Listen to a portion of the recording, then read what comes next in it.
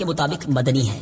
آیات، کلمات اور حروف کی تعداد: اس سورت میں 1 رکوع، 4 آیتیں، 15 کلمے اور 47 حروف ہیں۔ سورہ اخلاص کے اسماء اور ان کی وجہ تسمیہ: مفسرین نے سورت کے تقریباً 20 نام ذکر کیے ہیں، ان میں سے 4 نام یہاں ذکر کیے جاتے ہیں۔ نمبر 1، اس سورت میں اللہ تعالیٰ کی خالص توحید کا بیان ہے، اس وجہ سے اسے سورہ اخلاص کہتے ہیں۔ نمبر 2، اس سورت میں یہ بتایا گیا ہے کہ اللہ تعالیٰ ہر نقص و عیب سے بری اور ہر شریک سے پاک ہے، اس مناسبت سے اسے سورہ تنزیہ کہتے ہیں۔ نمبر 3، جس نے اس سورت سے تعلق رکھا وہ غیروں سے الگ ہو جاتا ہے، اس لیے اسے سورہ تجرید کہتے ہیں۔ نمبر 4، اسے پڑھنے والا جہنم سے نجات پا جاتا ہے، اس بنا پر اسے سورہ نجات کہتے ہیں۔ سورہ اخلاص کے فضائل: احادیث میں سورت کی بہت فضیلتیں وارد ہوئی ہیں، ان میں سے 3 احادیث اور 1 وظیفہ یہاں پیش کرتا ہوں۔ نمبر 1، حضرت ابو سعید خدری رضی اللہ تعالیٰ عنہ سے روایت ہے، بخاری شریف کی حدیث ہے، نبی اکرم صلی اللہ تعالیٰ علیہ وسلم نے ارشاد فرمایا، کیا تم میں سے کوئی اس سے عاجز ہے کہ وہ رات میں قرآن مجید کا 1/3 حصہ پڑھ لے؟ صحابہ کرام رضی اللہ تعالیٰ عنہ کو یہ بات مشکل معلوم ہوئی اور انہوں نے عرض کی، یا رسول اللہ صلی اللہ تعالیٰ علیہ وسلم، ہم میں سے کون اس کی طاقت رکھتا ہے؟ آپ صلی اللہ تعالیٰ علیہ وسلم نے ارشاد فرمایا،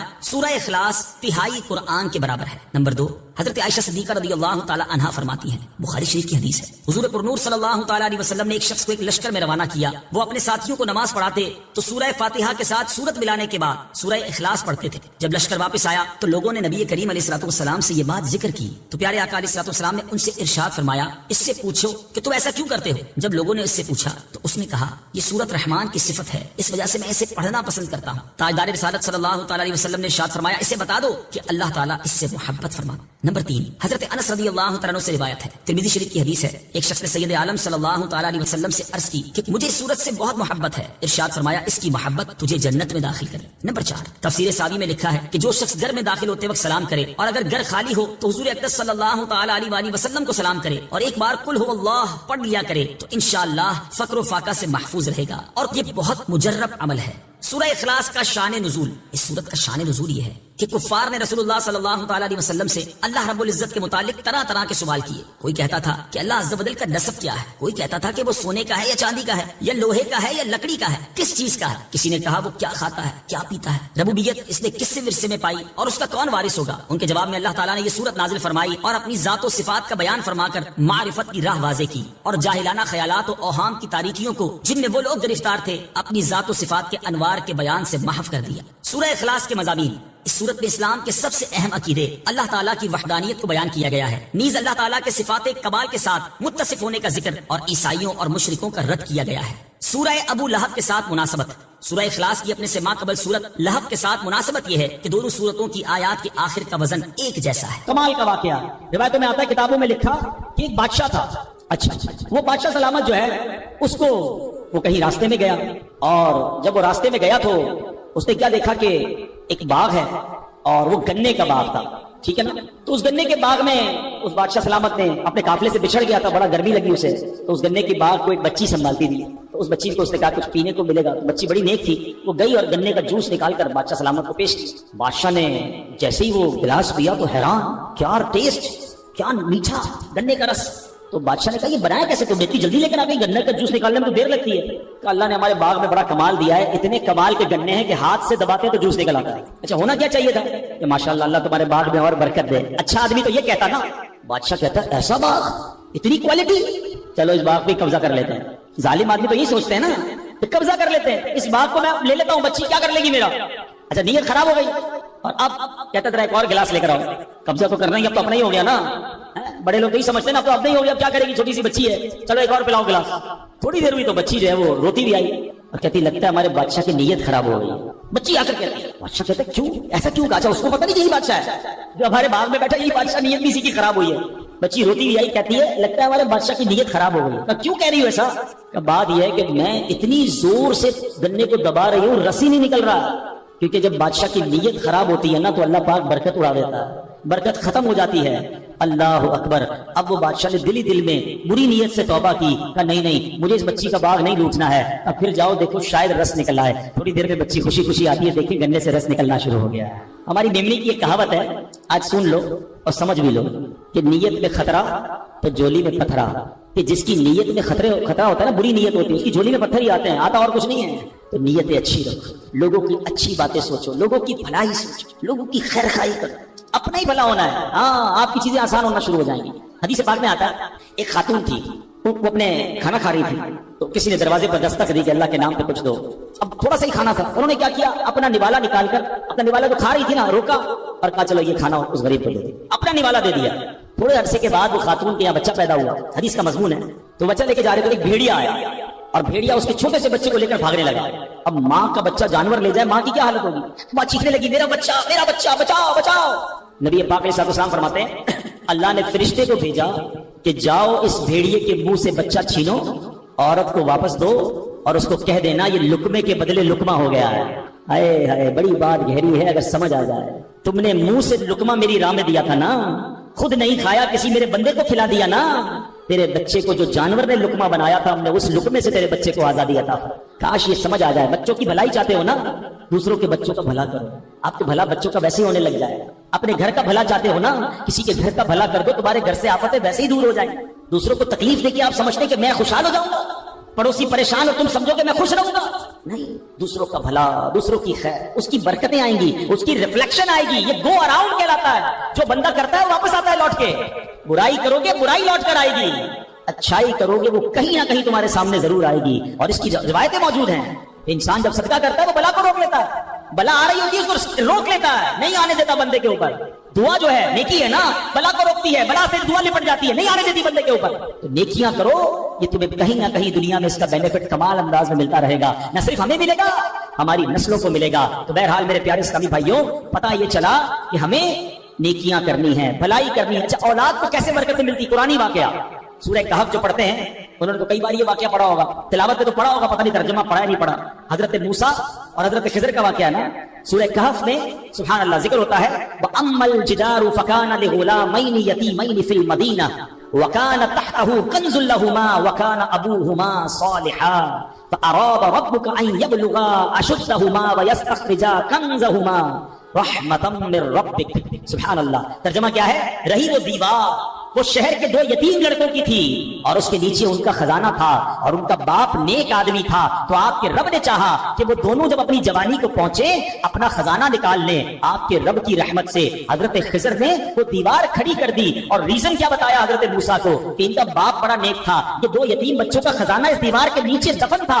اللہ نے نبی کو حکم دیا کہ جاؤ یتیم بچوں کی خزانے کی حفاظت کرو، دیوار قائم کر دی گئی۔ اللہ اکبر۔ مفسرین فرماتے ہیں کیا لکھا قرآن میں؟ وَكَانَ أَبُوهُمَا صَالِحًا، ان کا باپ نیک آدمی تھا۔ اچھا مزے کی بات بتاؤں، ان یتیم بچوں کا والد صرف نہیں تھا، یہ اس والد کی بات نہیں ہو رہی تھی جو قرآن میں کہا نا وَكَانَ أَبُوهُمَا صَالِحًا، فرمایا اس شخص کا نام کاشح تھا اور ان یتیم بچوں کا 8ویں یا 10ویں پشت میں والد تھا، یعنی باپ بھی نہیں تھا، دادا بھی نہیں تھا، پردادا بھی نہیں تھا، 8 پشتوں پہلے یا 10 پشتوں پہلے والد تھا، مگر چونکہ وہ نیک تھا اللہ نے 8 پشتوں کے بعد بچوں کا خزانہ محفوظ رہے اپنے نبی کو بھیجا کہ جا کر دیوار کو کھڑی کرو۔ سمجھ آ رہی ہے بات؟ لوگ کہتے ہیں یار بچوں کے لیے کوئی بڑا کاروبار کروں، ڈبل شفٹ میں کام کروں۔ کچھ لوگ نماز بھی پڑھ رہے ہیں، دین کا کام نہیں کر رہے، معاذ اللہ کچھ لوگ حرام روزی کما رہے۔ کیوں بھائی؟ ڈبل ڈیوٹی کر رہا ہوں بچوں کے لیے، بہت کام کر رہا ہوں بچوں کے لیے، بچوں کے لیے چھوڑ کر جانا اس لیے وطن سے دور چلا گیا ہوں، غلط کاموں میں پڑ گئے۔ ارے اللہ کے بندے کدھر چلے گئے؟ قرآن کے اس واقعے سے سیکھو نا، اگر تم اللہ کو راضی کرنے والے کاموں میں لگ جاؤ گے اللہ تمہارے بچوں کی حفاظت کے لیے فرشتوں کو بھیج دے گا، تمہارے بچوں کو خوب برکتیں مل جائیں گی۔ یعنی اصل ٹریک یہ ہے کہ ہم زندگی میں رب کو راضی کر لیں، اللہ ہماری دنیا بھی اچھی کر دے گا، ہمارے بچوں کے لیے بھی بہتری فرما دے گا۔ تو یہ آج سمجھ لو کہ نیکی کیسے کیسے اور کہاں کہاں کام آتی ہے۔ سبحان اللہ، نیکیاں بہت ساری ہیں جو ہم کرتے چلے جائیں۔ اب مثال کے طور پر اولاد تو پالنا ہے نا، اچھی نیت کر لو، آئے ہائے انما الاعمال بالنیات، سنا نا آپ نے؟ اچھی نیت کیسی نیکیاں بڑھا دیتے۔ اب اولاد پالنے کی کیا نیت ہوتی ہے؟ یہ بڑا ہو کے ڈاکٹر بنے گا، بڑا ہو کے انجینئر بنے گا، اس کو بڑا پیسے والا بنانا ہے، اس کو کاروباری بنانا ہے۔ کیا پیاری نیت علماء نے فرمائی کہ والد کو چاہیے کہ اولاد کی پرورش اس نیت سے کرے کہ میرا یہ بیٹا یا بیٹی روز قیامت میری شفاعت کریں گے۔ جس دن یہ آپ کا مائنڈ سیٹ بن گیا نا یار بیٹے کی پرورش ایسے کرنی ہے، بیٹی کی پرورش ایسے کرنی ہے کہ قیامت کے دن میری شفاعت کرے، اللہ ان کو ایسا بنا دے کہ یہ میری شفاعت کر دیں، تو آپ کا سارا دماغ ہی چینج ہو جائے گا۔ یار پھر تو عالم بنانا ہے، پھر تو حافظ بنانا ہے، پھر تو دین کا مبلغ بنانا ہے، پھر تو ان کی ایسی تربیت کرنی ہے کہ میرے مرنے کے بعد بھی کہ میرے لیے دعا کریں۔ میں آپ کو بڑی کمال کی بات بتاؤں، جس کا بیٹا نمازی ہے نا، جس کی اولاد نمازی ہے، اس بات کے بارے نہیں آتے۔ آپ کہیں کیوں؟ دیکھیں ایک تو یہ نا کہ حدیث میں آتا ہے کہ مرنے کے بعد اعمال منقطع ہو جائے گا، ڈسکنٹینیو ہو جائے گا سوائے 3 چیزوں کے. تو 3 چیزیں کون سی ہیں؟ علم اگر کوئی چھوڑ کر مرے، جو علم بعد میں پھیلتا رہے، صدقہ جاریہ یا نیک اولاد جو مرنے کے بعد والد کے لیے دعا کرے، مرحوم کے لیے دعا کرے. اب اگر بچہ نمازی بنا دیا نا، بے شک وہ آپ کے لیے دعا نہ کرے، ویسے تو کرنی چاہیے، لیکن وہ روزانہ پتہ ہے کتنی بار دعا کرے گا آپ کے لیے؟ جب اتحیات میں قاعدہ آخرہ میں بیٹھے گا نا، با وضو بھی ہوگا، قبلہ رو بھی ہوگا. ارے بچے کو نمازی بنا دو، روز با وضو قبلہ رو ہو کر تمہارے لیے دعائیں کرتا رہے. میرا بچہ انجینئر بن جائے، میرا بچہ ڈاکٹر بن جائے، اس کو فلاں سرٹیفکیٹ مل جائے، فلاں ڈپلوما مل جائے. اللہ کے بندے پہلے نمازی تو بنا لے اور خود نیک ہو جاؤ، تمہارے بچوں کو انشاءاللہ اللہ پاک ایسا نیک کر دے گا اور تمہاری نیکی کی برکتیں انہیں ملنا شروع ہو جائیں گی. اسی طرح میرے پیارے اسلامی بھائیوں، اچھی نیت ہو، آپ کا کاروبار بھی اچھا، آپ کی جو رزق حلال کمانا ہے نا، یہ بھی ثواب ہو سکتا ہے. ایک دن نبی پاک علیہ السلام اور صحابہ کرام کہیں تشریف فرما تھے. ایک بڑا مضبوط جسم والا بندہ نکلا اور کہاں گیا؟ روزگار کے لیے، اپنی روزی کمانے کے لیے. صحابہ کرام میں سے کسی نے کہا کہ اگر یہ اس کی جوانی جو ہے اللہ پاک کی راہ میں صرف ہوتی تو کیا بات تھی، یہ تو کاروبار کے لیے جا رہا ہے. حدیث پاک کا خلاصہ ہے، نبی پاک نے فرمایا ایسا مت کہو، کیونکہ اگر وہ محنت و کوشش اس لیے کرتا ہے کہ خود کو سوال سے بچائے اور لوگوں سے بے پرواہ ہو جائے، یقیناً یہ اللہ پاک کی راہ میں ہے. اور اگر وہ اپنے ضعیف والدین اور کمزور اولاد کے لیے محنت کرتا ہے، یہ پھر بھی اللہ پاک کی راہ میں ہے. اور اگر فخر اور مال کی زیادہ طلبی کے لیے کر رہا ہے تو وہ شیطان کی راہ میں ہے. یعنی ایک ہی جاب ہے، ایک ہی کاروبار ہے، اچھی نیت شامل ہو جائے تو یہ اللہ کی راہ بن سکتا ہے، راہ خدا بن سکتا ہے. اور وہی نوکری، وہی کاروبار اگر دنیا میں بڑائی دکھانے کے لیے ہے، مال جمع کرنے کے لیے ہے، لوگوں پر فخر جمانے کے لیے ہے، تو روز صبح جا بھی رہا ہے مگر شیطان کی راہ میں جا رہا ہے. فرق سمجھو نیت، اچھی نیت اور بری نیت کا. تو اللہ کرے ہم سمجھ جائیں. اب ایک اور بڑا نیکی کا کام جو ہم سب کر رہے تھے، ہاں یہ مجھے بڑا افسوس ہے، یقین کرو. آخری بات، رمضان میں سارے نمازی، اور رمضان کے بعد کیا ہو گیا؟ سوشل میڈیا پر ایک پوسٹ آئی تھی نا کہ ہم بھی عجیب لوگ ہیں، ایک چاند دیکھ کر مسجد جو ہے وہ آباد کر دیتے ہیں اور دوسرا چاند دیکھ کر مسجد ویران کر دیتے ہیں. ایسا تو نہ کرو. کیوں مسجد سے دور آ گئے؟ کیوں نمازیں چھوڑ دی؟ آپ کو پتہ یہ کیسی نیکی ہے؟ یہ نیکی آپ کو دنیا میں کیسے کمالات اور آخرت کی اور آپ کی اولاد کو کیسے کمالات دے سکتی ہے. سنتے جاؤ. نماز ایک شکر ہے اور شکر کی برکت سے نعمتوں میں اضافہ ہوتا ہے. نماز ہر مسلمان پر فرض ہے. جو 5 نمازیں پابندی کے ساتھ ادا کرنے کی عادت بنا لے، انشاءاللہ فرض شناس ہو جائے گا. لاپرواہی، سستی اور کاہلی کی آفت سے بچنے میں کامیاب ہو جائے گا. جدید سائیکالوجی کے مطابق کسی بھی کام کی کامیابی کے لیے مضبوط قوت ارادی ضروری ہوتی ہے. جس کی قوت ارادی مضبوط نہ ہو اس سے بڑے کام نہیں ہوتے. مگر سنو، نماز کا دنیاوی ایک فائدہ یہ بھی ہے کہ جو نماز کا عادی ہوتا ہے اس کی قوت ارادی بڑی مضبوط ہو جاتی ہے. سبحان اللہ. نماز کا ایک اور پتہ کیا شاندار فائدہ ہے؟ نماز کرنے والے کے گرد نماز پڑھتا ہے جو ایک حفاظتی حصار قائم ہو جاتا ہے. بیماری کا علاج 2 چیزوں میں ہوتا ہے. ایک ہوتا ہے بیماری کی دوائی پیو تو مرض دور ہوتا ہے، مگر ویکسین لگاؤ تو بیماری بھی دور ہوتی ہے، آئندہ بیماری لگ بھی نہیں سکتی ہے. ایک میڈیکلی حصار ہو جاتا ہے. سنو، نماز کیسا حصار ہے؟ قرآن کہتا ہے ان الصلاۃ تنہا عن الفحشاء والمنکر، بے شک نماز منع کرتی ہے بے حیائی اور بری باتوں سے. تو پتہ یہ چلا کہ بندہ نمازی بن جائے، نماز اسے برائیوں سے بچانے لگ جاتی ہے. ایک مرتبہ ایک صحابی بارگاہ رسالت میں حاضر ہوئے، عرض کی یا رسول اللہ صلی اللہ علیہ وسلم، فلاں شخص نماز بھی پڑھتا ہے، چوری بھی کرتا ہے. اللہ کے حبیب نے فرمایا اسے چھوڑ دو، اس کی نماز جو ہے اسے چوری سے روک دے گی، اس کی نماز اسے چوری سے بچائے گی. تو پتہ یہ چلا کہ نماز خود بری بات سے بچاتی ہے. سبحان اللہ. ایک بار ہم بیرون ملک سفر پر تھے، بڑی کمال کی بات نگران شورا نے فرمائی. کچھ لوگوں نے کہا بڑی برائیاں ہیں ہمارے معاشرے میں، بڑے مسائل ہیں. فرمایا نماز درست کر دو، باقی نماز بندے کو درست کر دے گی. اور یہ بیڑا اٹھایا دعوت اسلامی نے. اب دیکھیں بڑی ٹیکنیکل بات کہنے جا رہا ہوں. قرآن کیا کہہ رہا ہے؟ ان الصلاۃ تنہا عن الفحشاء والمنکر، بے شک نماز منع کرتی ہے بے حیائی اور بری بات سے، روک لیتی ہے نا. ہمارے محلے کا نمازی نماز پڑھ رہا ہے، بے حیائی نہیں چھوڑا. 2 باتیں کیسے ٹکرا رہی ہیں؟ اس کا مطلب پتہ کیا آنسر کیا آئے گا؟ اس کا مطلب یہ ہے کہ نماز ٹھیک نہیں ہے. قرآن میں تو کوئی غلطی نہیں ہے، شک کی گنجائش بھی نہیں ہے. تم ٹھیک نماز نہیں پڑھ رہے اس لیے نماز بے حیائی سے نہیں روک رہی ہے. جس دن تمہاری نماز ٹھیک ہو گئی، نماز درست ہو گئی، نماز بندے کو درست کر دے گی. نماز کے کتنے فرائض ہیں، کتنی شرائط ہیں، کتنے واجبات ہیں، پتہ ہی نہیں لوگوں کو.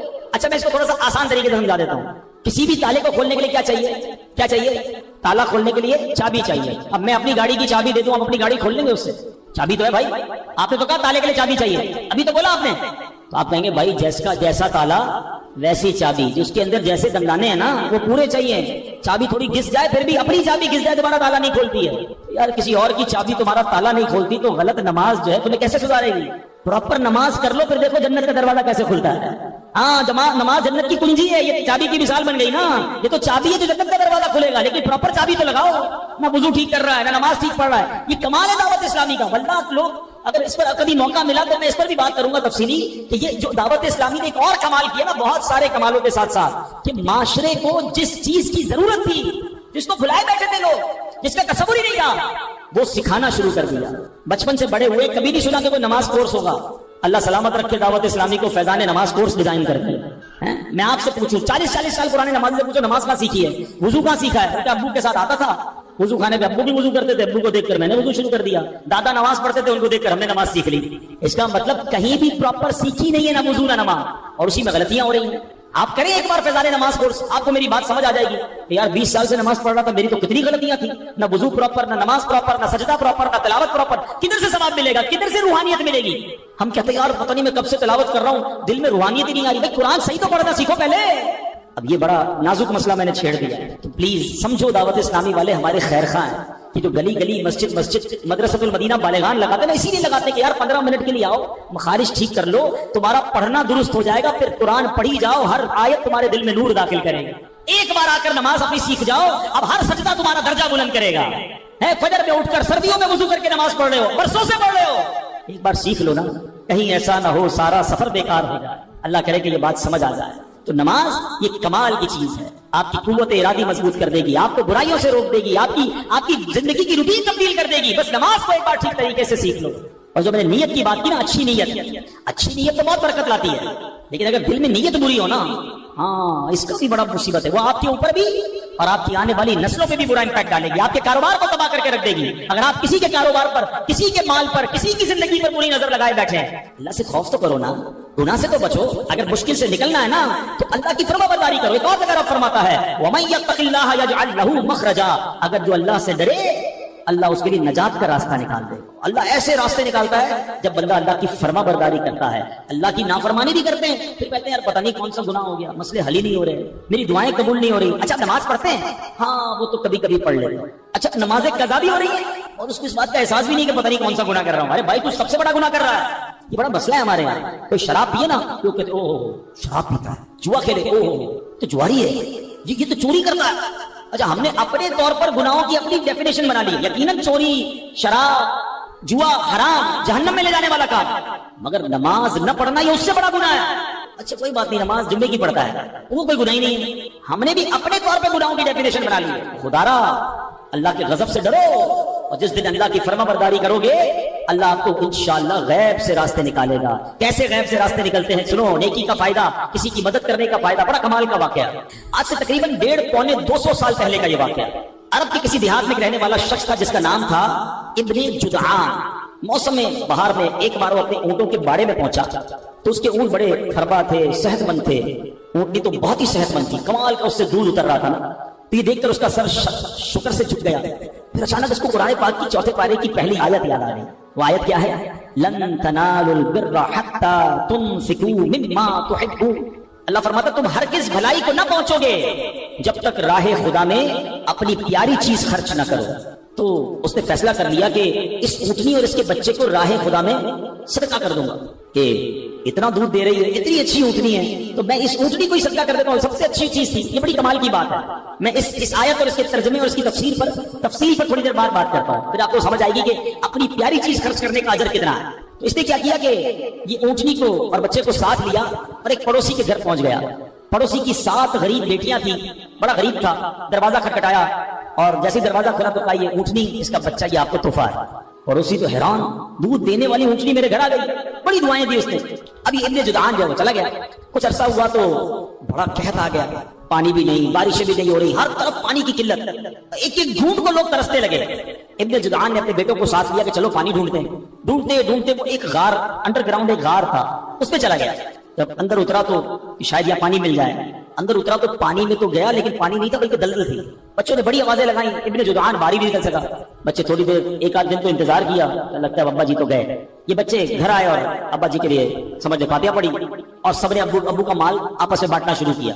پھر سوچا ابو کے پاس ایک اونٹنی بھی تھی, وہ اونٹنی تو ابو نے پڑوسی کو دے دی. لالچی بچہ تھے, تو یہ تو واپس لینی چاہیے اس سے, اتنی کمال کی اونٹنی تھی, بھائی جان بڑا دودھ دیتی تھی. پہنچ گیا پڑوسی کے پاس, آپ کو یاد ہے ابو نے آپ کو ایک اونٹنی دی تھی, کہاں بولا میں واپس چاہیے. ابو کہاں ہے؟ وہ تو دلدل میں گئے, نکلے نہیں وہاں سے.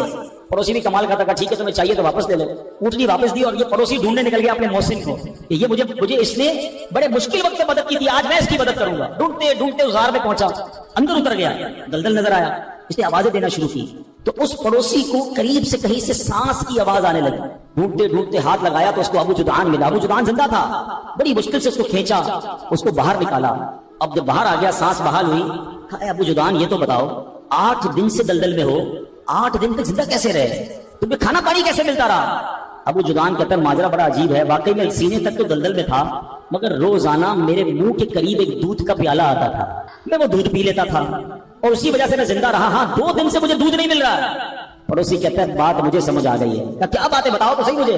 क्या बात यह है कि तुमने मुझे ऊँटनी दी थी ना, मेरे बच्चे रोज दूध पीकर तुम्हें दुआ देते थे, अल्लाह ने मुश्किल वक्त में दलदल में तुम्हें दूध अता फरमाया। ये बात तो ठीक है, मगर 2 दिन से दूध क्यों नहीं मिल रहा था? 2 दिन पहले तुम्हारे बच्चे आए थे, तुम्हारी ऊँटनी वापस लेकर चले गए। हाय हाय हाय, अल्लाह करे ये बात समझ आ जाए। किसी को निवाला खिला दो, अल्लाह तुमसे मुसीबतों को टाल देगा। किसी की गुर्बत में मदद कर दो, अल्लाह तुम्हारे दुख दूर कर देगा। किसी को तुम इंशाअल्लाह पानी पिलाओ, उसकी प्यास बुझाओ, अल्लाह तुम्हारी दुनिया और आखिरत की प्यास बुझा देगा। ये बलाएं चलती है लोगों की दुआओं से। किसी का हाथ पकड़ लो, इंशाअल्लाह मुश्किल में वो रब की रहमत तुम्हारा हाथ थाम लेगी। मगर आज ये वक्त बहुत मुश्किल आ गया है, लोग मदद करते नहीं, धोखा देते हैं। अफसोस तो कभी कभी ये होता है कि एक गरीब आदमी जिसकी थोड़ी सी जमा पूंजी है, चीटिंग करके उससे पैसे छीन लेते हैं यार। कोई फ्रॉड करके, कोई स्कीम बताकर, कोई बड़ा नफा दिखाकर गरीब आदमी बेचारा अपने सारे पैसे जमा करके देता है कि चलो यार मुझे कुछ नफा मिल जाएगा, और वो लेकर रफू चक्कर हो जाते हैं, कभी हाउसिंग स्कीम के नाम पर, कभी नफा दिखाने के नाम पर, कभी मोबाइल। दुरूद पाक पढ़ने के बेशुमार फजाइल व बरक़ात हैं। मुस्तफ़ा जान रहमत, शम्अ बज़्म हिदायत, नौशाए बज़्म जन्नत, पैकर जूदो सखावत, मंबए इल्म व हिकमत सल्लल्लाहु तआला अलैहि वसल्लम का बड़ा कमाल का फरमान है। मेरे आका फरमाते हैं जिसका मजमून है कि बेशक तुम में से बरोज़े क़यामत मेरे सबसे ज्यादा नजदीक वो होगा जिसने दुनिया में मुझ पर सबसे ज्यादा दुरूद पढ़े होंगे। बज़ाहिर तो बड़ी मुख्तसर हदीस है, लेकिन इसके पीछे जो इनाम है, जो रिवॉर्ड है, अगर इस पर तवज्जो दें तो समझ आएगा कि ये कितना बड़ा इनाम है। मुझे बताइए ना, महशर का दिन ये कितना मुश्किल दिन होगा।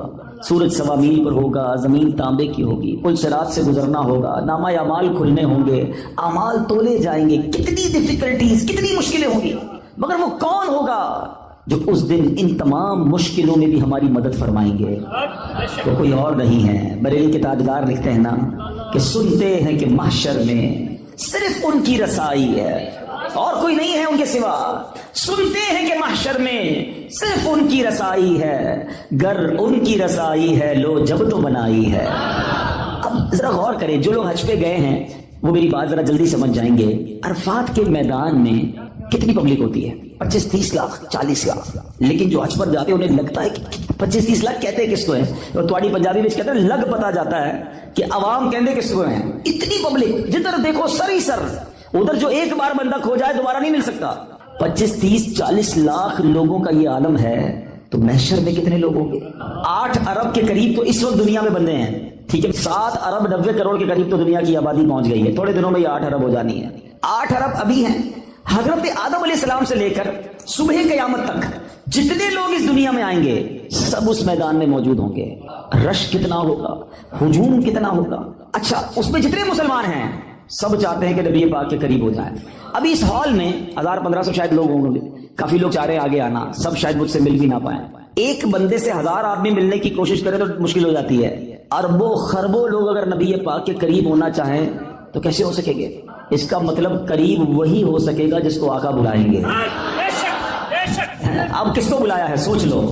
आका फरमाते तुम में से मेरे करीब वो होगा जिसने दुनिया में ज्यादा दुरूद पढ़े होंगे। अब दुरूद पढ़ना तो कयामत के दिन नबी पाक के कुर्ब का जरिया हो गया। इतने रश के अंदर मैं कैसे करीब पहुंचूंगा? अल्लाह अकबर। और जब करीब पहुंच गए ना तो पता फिर मसला क्या होना है, आसानी कैसे हो जाएगी।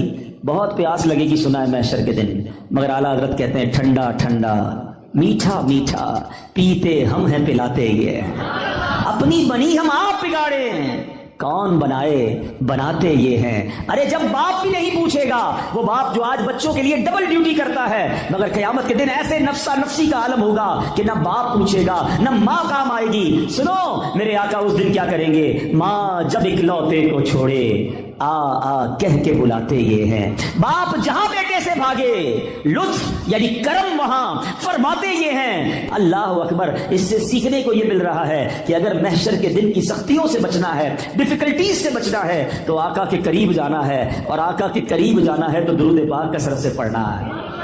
تو آج سارے اسلامی بھائی نیت کریں. اتنا سارا ٹائم ہم موبائل فون کے ساتھ گزارتے ہیں, گھنٹوں گزر جاتے ہیں سوشل میڈیا پر فالتو میں, لیکن درود نہیں پڑھتے, ذکر نہیں کرتے, تلاوت نہیں کرتے. یہ زندگی بیکار نہ گزاریے پلیز. اپنی زندگی کو قیمتی سمجھیے. ایک ایک سانس یہ اللہ کی نعمت ہے. جتنا ہو سکے عبادت میں, ذکر و درود میں, نیکی کے کاموں میں صرف کریں. آئیے مل کر محبت کے ساتھ بآواز بلند درود پاک پڑھ لیں. صلو علی الحبیب صلی اللہ تعالی علی محمد صلی اللہ علیہ وسلم. آج میں مختصراً ایک ایسا واقعہ آپ کو میں نے سنانا ہے کہ جو قرآنی واقعہ ہے, اللہ کے نبی کا واقعہ ہے. اس واقعے کو سنانے کے میرے دو مقصد ہیں. ایک تو قرآن کا واقعہ سنیں گے, اس واقعے میں جو میسج ہے وہ ہم لینے کی کوشش کریں گے, اور دوسرا مقصد یہ ہے کہ یہ واقعات مجھے پتہ ہونے چاہیے تھے. اللہ کے کلام میں یہ واقعات موجود ہیں, مگر بہت بڑی تعداد ہے جو قرآن سے دور زندگی گزار رہی ہے. ہمیں شاید دنیا کی بہت ساری معلومات ہے, لیکن مسلمان ہونے کے باوجود قرآن کے بارے میں معلومات نہیں ہوتی ہے. نہ قرآن پورا تجوید سے پڑھا ہوتا ہے, نہ ترجمہ پڑھا ہوتا ہے, نہ تفسیر پڑھی ہوتی ہے. مجھے ایک بات بتائیں, پہلے صبح اٹھتے تھے لوگ, اللہ رسول کا نام لیتے تھے, اچھا پہلے پھر اس کے بعد اخبار پڑھتے تھے. اب اٹھتے ہی فون اٹھاتے ہیں, پہلا کام, اور یہ دیکھتے ہیں کس کس کا میسج آیا ہے. جب تک ہمارے واٹس ایپ میسیجز, ہمارے جو بھی ہمیں پیغامات آئے, ہم سنتے نہیں, ہمیں چین نہیں آتا کہ کوئی اہم بات رہ نہ جائے. مجھے ایک بات بتاؤ, تمہارے دوست کا, تمہارے کاروباری ساتھی کا پیغام مس نہ ہو جائے, اس بات کا خیال ہے؟ اتنی عمر ہو گئی, اللہ کا پیغام قرآن تمہارے پاس آیا ہوا ہے, وہ پڑھ لیا, جان لیا رب نے کیا فرمایا ہے, اللہ نے ہمارے لیے کیا پیغام دیا ہے. کبھی سوچا آپ نے؟ قرآن تو ویسے ہی اللہ کا پیغام ہے, مگر خاص طور پر 89 آیتیں وہ ہیں جس میں اللہ نے براہ راست ڈائریکٹلی مجھ سے اور آپ سے بات کی ہے. اور کیا فرمایا؟ یا ایھا الذین آمنو, اے ایمان والو, اے ایمان والو. ہم ایمان والے ہیں نا, ہم سے بات ہوئی ہے. کیا ہم نے وہ 90 کے قریب آیتیں پڑھ لی؟ یہ اللہ نے کیا فرمایا, مجھ سے کیا بات کی ہے, میری فیملی کا, میرے دوستوں کا, میرے بزنس کولیگز کا پیغام ڈسٹرب نہ ہو, اس کا خیال ہے. اللہ نے قرآن میں ہمیں پیغام دیا ہوا ہے, ہمارے پاس ٹائم ہی نہیں ہے. مرنے کے بعد کیا ہم یہ جواب دے سکیں گے کہ یا اللہ ٹائم نہیں تھا اس لیے قرآن نہیں پڑھ سکا؟ خدا را قرآن سے دور نہ رہیں, پڑھیں قرآن کو, اتنا کچھ موجود ہے. اور حدیث پاک کا مضمون ہے, وہ دل ویران ہے جس میں کچھ قرآن نہیں ہے. سوچو کہ ہمارے دل میں کتنا قرآن ہے, ہم کتنا قرآن پڑھتے ہیں. اب میں قرآن کا واقعہ سناتا ہوں. ایک مقصد یہ ہے کہ قرآن سے محبت بڑھے, قرآن پڑھنے کا ذہن بنے.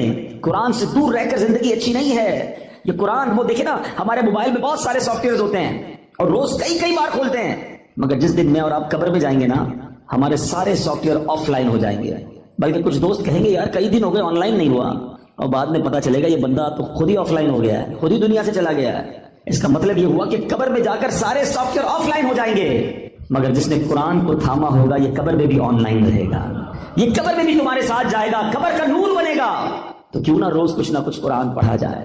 تو آئیے نیت کر لیں, پہلی نیت تو یہ کر لیں کہ ہم روز کچھ نہ کچھ قرآن پڑھیں گے انشاءاللہ. اس کو سمجھنے کی بھی کوشش کریں گے. ہے نا دعوت اسلامی آپ کے پاس, بچوں کے مدرسے الگ تو بڑوں کے مدرسے الگ, آن لائن مدرسہ الگ.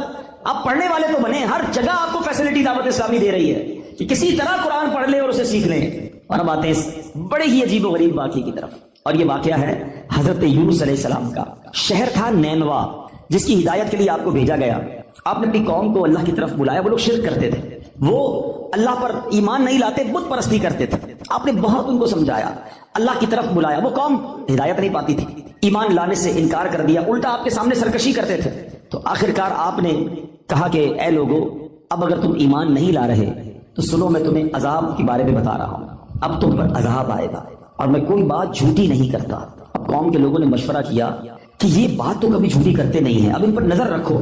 اگر تو یہ راتوں رات ہمارے شہر سے چلے جائیں نا تو سمجھ لو عذاب آنے والا ہے. کیونکہ اگر یہ اللہ کے نبی ہیں تو جس شہر میں اللہ کے نبی ہوتے ہیں وہاں عذاب نہیں آتا. وہ قوم بت پرست بھی تھی مگر یہ بات بھی مانتی تھی. آپ پر فوکس کیا, آپ پر نظر رکھی, اور دیکھا کہ رات آپ شہر سے باہر تشریف لے گئے. صبح ہوئی تو عذاب کی بدلیاں, یعنی عجیب و غریب قسم کے بادل آنا شروع ہو گئے. قوم سمجھ گئی کہ اب عذاب آنے والا ہے. حضرت یونس کو ڈھونڈو. انہوں نے تلاش کیا, حضرت یونس پورے شہر میں نہیں ملے.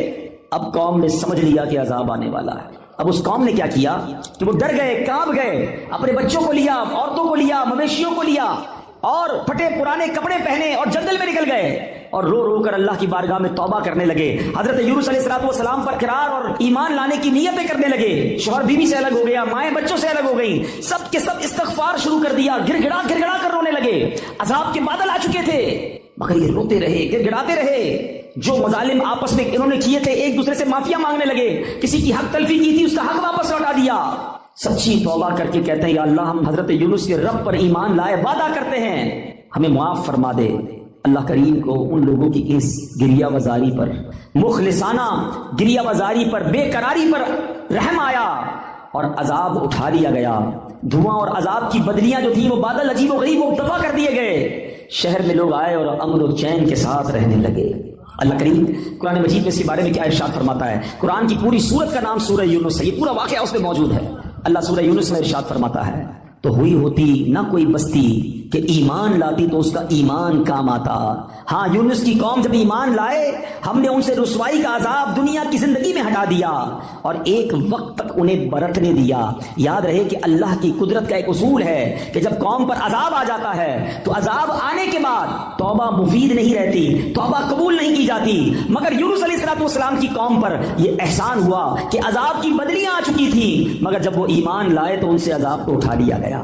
ماجرا یہ ہوا, اللہ کے نبی تھے, آپ کو بتا دیا گیا تھا کہ عذاب آنا ہے, آپ نے اپنی قوم کو بتایا کہ عذاب آنے والا ہے, خود چلے گئے تھے. آپ جب واپس آئے تو دیکھا قوم چین سے رہ رہی ہے, کوئی عذاب نہیں آیا. تو لوگوں نے کہا کہ حضور آپ اپنی قوم میں تشریف لے جائیں. فرمایا میں کیسے جاؤں, اب میں قوم میں جاؤں گا یہ لوگ تو مجھے جھوٹا سمجھیں گے اور مجھے قتل کر دیں گے, میں تو ان کو کہہ کر آیا تھا عذاب آئے گا. آپ اپنی قوم کی طرف جانے کی بجائے آپ اس قوم سے دور سمندر کی طرف چلے گئے, کشتی میں بیٹھے. جب وہ کشتی آگے جاتی ہے تو بیچ سمندر میں جا کر وہ کشتی رک گئی. اس زمانے کے لوگوں کا یہ ماننا تھا کہ بیچ میں کشتی جب ہی رکتی ہے جب کوئی بھاگا ہوا غلام کشتی میں بیٹھا ہو. تو لوگوں نے کہا ایسا کرتے ہیں, قرآن دازی کرتے ہیں اور دیکھتے ہیں کہ کون ہے جس کی وجہ سے یہ کشتی رکی ہے.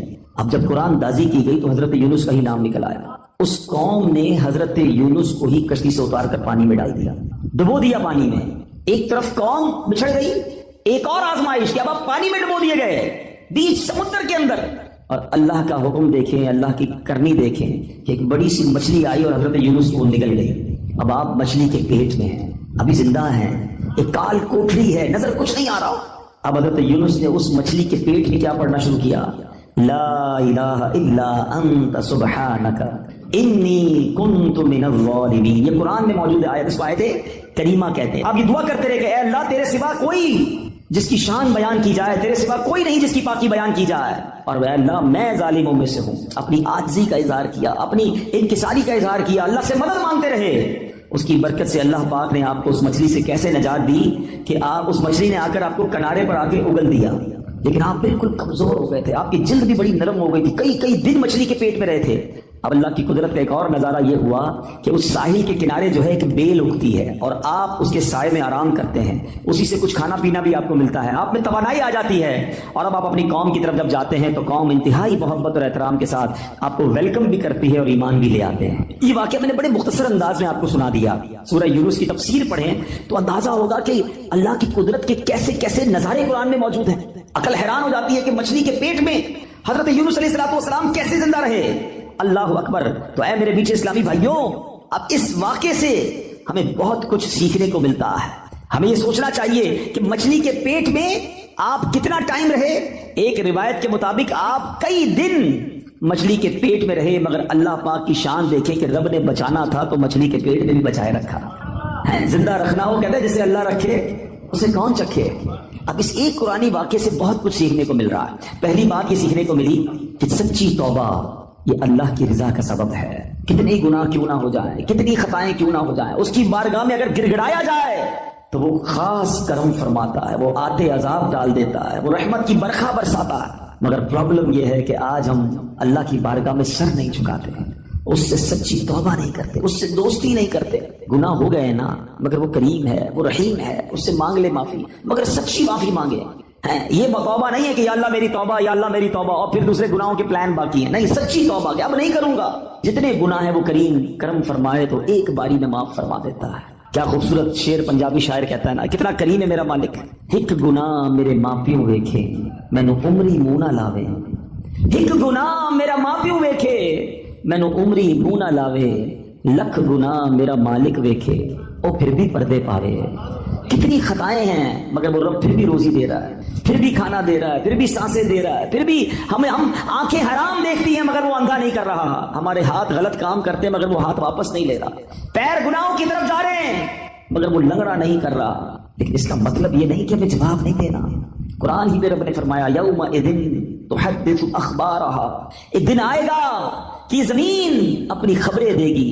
اور ایک اور جگہ قرآن کیا فرماتا ہے, ثم لتسألن یومئذ عن النعیم, ایک دن آنا ہے جس دن تم سے ایک ایک نعمت کے بارے میں سوال ہوگا. کیسے جواب دیں گے؟ اے دن رات گناہوں میں گزارنے والوں, اے نمازیں قضا کرنے والوں, اے نشہ اور شراب استعمال کرنے والوں, اے حرام روزی کمانے والوں, اے مسلمانوں کے دل دکھانے والوں, ماں باپ کی نافرمانی کرنے والوں, خدا کے واسطے سوچو اللہ کی بارگاہ میں کیسے پیش ہو سکیں گے. وہ کریم ہے, اس سے معافی مانگ لو, سچی توبہ کر لو. حدیث پاک میں آتا ہے التائب من الذنب کمن لا ذنب له, گناہوں سے توبہ کرنے والا ایسا ہے جیسا اس نے گناہ کیا ہی نہیں ہے. ایسا کریم مالک ہے, اتنا رحیم مالک, پھر بھی اسے ناراض کرے. تو آج پہلا سبق, پہلا مدنی پھول تو اس بیان کا یہ دیجئے کہ ہم اپنے رب کی نافرمانی نہیں کریں گے, سچی توبہ کریں. ہاں سچی توبہ کریں. اور اللہ کریم ہے, اتنا رحیم ہے, وہ اپنے بندوں پر اس کی ماں سے 70 گنا زیادہ مہربان ہے. اب معافی مانگے وہ معاف فرما دے گا. پھر آئندہ گناہ نہ کریں, نمازوں کی پابندی کریں, حرام کاموں سے اپنے آپ کو بچائیں. پھر دیکھیں آپ کی مشکلیں کیسے آسان ہوتی ہیں. بندہ کہتا ہے پتہ نہیں میرے کام ہی سیدھے نہیں ہوتے, نہ بیماریاں دور ہوتی ہیں, نہ پریشانیاں دور ہوتی ہیں, نہ روزی میں برکت ہوتی. تم نے روزی دینے والے کو ہی ناراض کیا ہوا ہے, شفا دینے والے ہی تم سے ناراض ہے, جس نے عطائیں کرنی ہیں اسی کو تم نے ناراض کر دیا ہے. ارے اس کی رضا والے کام تو کرو, پھر دیکھو وہ کیسے رحمت کے دروازے کھولتا ہے. اب آتے ہیں اس واقعے کے دوسرے پہلو کی طرف کہ اللہ والے آزمائے جاتے ہیں, اللہ کے نیک بندوں پر امتحان آتا ہے مگر وہ اللہ پر بھروسہ رکھتے ہیں. مچھلی کے پیٹ سے بھی زندہ واپس آ گئے حضرت یونس علیہ السلام. تو اگر آپ بھی کسی مشکل میں ہیں نا, پریشانی میں ہے تو ہمت نہ ہاریں, اللہ پر بھروسہ رکھیں. پرابلم یہ ہے کہ ہمارا رب پر بھروسہ ہی ختم ہو گیا. سب پر بھروسہ ہے, رب پر بھروسہ نہیں ہے. باقی دنیا والوں کی بات مانتے ہیں, یار فلاں منسٹر تو فلاں پیسے والا, فلاں عہدے دار رابطے میں ہوگا تو مسئلہ حل ہو جائے گا. نہیں میرے پیچھے اسلامی بھائیوں, جس کے ساتھ رب کی رحمت ہوگی اس کے سارے مسئلے حل ہو جانے ہیں. ان اللہ مع الصابرین, اللہ قرآن میں فرماتا ہے اللہ صبر والوں کے ساتھ ہے. تو صبر کر لو, اللہ کی رحمت ساتھ ہو جانی ہے نا, تو اللہ پر بھروسہ کریں. پرابلم یہ ہے کہ آج اللہ پر بھروسہ نہیں رہا. بعض اوقات تو ایسے جملے لوگ کہہ دیتے ہیں کہ وہ کفریہ کلمات کی طرف چلے جاتے ہیں. یقین جانیں اللہ کریم ہے, وہ رحیم ہے, وہ واقعی ہمارے لیے بہترین فیصلہ کرنے والا ہے. لیکن ہم بعض اوقات اس معاملے میں غلطی کر جاتے ہیں. ایسا نہ کریں. بزرگان دین اپنے بچوں کو توکل کا درس کیسے دیتے تھے. ایک بزرگ کے بارے میں آتا ہے, ان کا نام ہے احمد بن حرب رحمۃ اللہ تعالی. آپ نے ایک بار اپنے بچے کو یہ ٹریننگ دی کہ بیٹا جب بھی کھانا کھانا ہونا تو یہ گھر میں بڑی سی محراب ہے, ادھر جا کر دعا کرنا کہ یا اللہ مجھے کھانا دے دے, تو میں روز یہاں سے کھانا مل جائے. اور اپنی زوجہ سے کہا کہ ایسا کرو کہ روزانہ بچہ جب دعا کرے تو محراب میں پیچھے سے کھانا رکھ دینا, تاکہ بچے کی بچپن سے ٹریننگ ہو کہ اللہ سے مانگنا ہے, اللہ پر بھروسہ رکھنا ہے, روزی دینے والے جو ہے وہ رب ہے. ایسے ہی ہونے لگا. وہ بچہ دعا کرتا, ان کی زوجہ کھانا رکھ دیتی, وہ بچہ کھانا کھا لیتا. ایک دن کیا ہوا کہ ان کی زوجہ کہیں کام میں مصروف ہو گئی اور لیٹ ہو گئی, کھانے کا وقت ہو گیا. دوڑتی بھی گئی, دیکھا بچہ اس محراب کے پاس بیٹھا اور کھانا کھا رہا ہے. کہا بیٹے کھانا کہاں سے آیا ہے؟ کہا جہاں سے روز آتا ہے, اللہ روز دیتا ہے, آج بھی اللہ نے دیا ہے. اب وہ واپس آئی اپنے شوہر کے پاس کہ حضور یہ تو کمال ہو گیا, میں نے تو کھانا نہیں رکھا. حضرت احمد بن حرب رحمۃ اللہ تعالی فرماتے مجھے اسی دن کا انتظار تھا, اب تمہیں کھانا نہیں دینا, اب اللہ کی رحمت سے خود ہی ملتا چلا جائے گا. یہ وہ لیول آف توکل ہے جو ہمارے بزرگوں میں ہوا کرتا. حضرت ابراہیم علیہ السلام کو جب آگ میں ڈالا جا رہا تھا, یہ بھی قرآنی واقعہ, قرآن پڑھے تو پتہ چلے نا. حضرت ابراہیم کو جب آگ میں ڈالا جا رہا تھا, حالانکہ معلوم ہے کہ اتنی بڑی آگ ہے جو کبھی جلائی نہیں گئی ہے, آسمان تک شعلے ہیں. جبریل امین آتے کہتے حضور آپ حکم کریں, ابھی میں بارش کا فرشتے کو کہتا ہوں پانی برسائے گا, آگ بجھ جانی ہے. فرمایا نہیں, میرا رب دیکھ رہا ہے, اگر وہ چاہے گا تو بچا لے گا, اور اس کی اگر رضا اس میں ہے کہ میں آگ میں چلا جاؤں تو میں راضی ہوں. ہاں وہ پنجابی شاعر کہتے ہیں نا, جے سونا میرے دکھ وچ راضی, میں سکھ نو چلے پاواں. یہ لیول آف توکل تھا نا. اچھا پھر جب آپ کو آگ میں پھینک دیا گیا تو پھر جبریل امین آئے, کہا ٹھیک ہے آپ ہم سے مدد نہیں مانگ رہے, اللہ سے تو مانگ لیں, اللہ کو تو پکار لیں. فرمایا مالک دیکھ رہا ہے, اگر اس کی رضا ہوئی تو اس نے بچا لینا ہے.